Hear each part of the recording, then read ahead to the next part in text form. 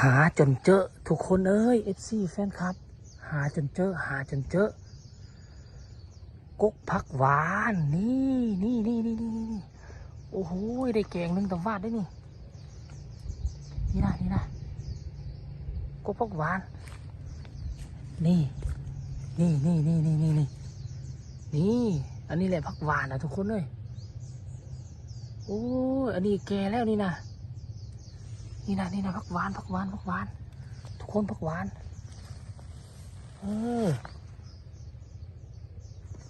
นี่แมนมดอันนี้แมนมดนี่นะผักหวาน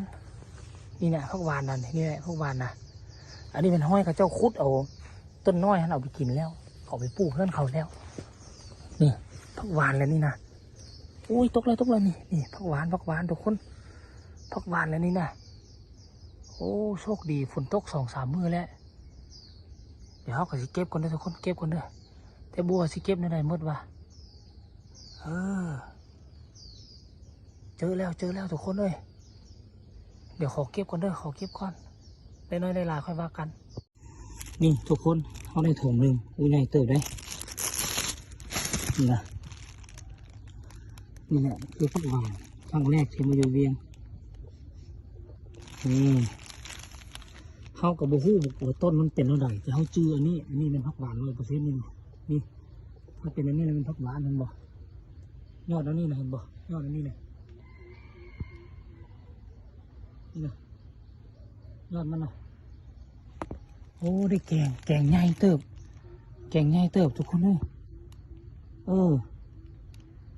เดี๋ยวมันยังเหลืออยู่พุ่นที่เขาเอาไปได้มันเหลืออยู่พุ่นแต่ว่าเขาก็เอาปลาให้คนอื่นเอาซะ นี่ทุกคนมันเป็นทางเข้ามานี่ อันนี้เขาเจ้าคุดไปปลูกแล้วว่าท่านเด็กอันนี้กุ๊กแน่แต่ว่ามี คนที่เขาคุดไปปลูกว่าท่านเด็กมันอยู่ในนี่นะทุกคนเนาะนี่กุ๊กผักหวานมันจะเป็นยอดแล้วนี่เนาะมันมาผักหวานแค่บนนี่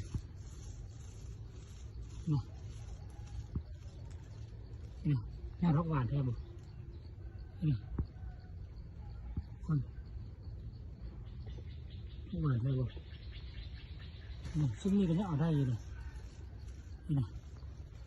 เดี๋ยวสเก็บอุตึงก่อนนี่ทุกคนมาเบิ่งผลงานเขาเต็มอันนี้นี่แกงนึงเลยไม่ได้กันน้อยเลยนี่บึงลูกมันผักหวานบ่เราค่อยมั่นใจมีอันนี้เลยเป็นผักหวาน100%นี่ก็กับตัวนี้เนาะซึ่งนี่บ่อันนี้ใบแก่ได้บ่แล้วทอดขึ้นมาบ่ผักหวานอ้อยทอดทุกคนเอ้ยมือแรงสิไปตลาดไปซื้อนองคมมักแกงใส่กัน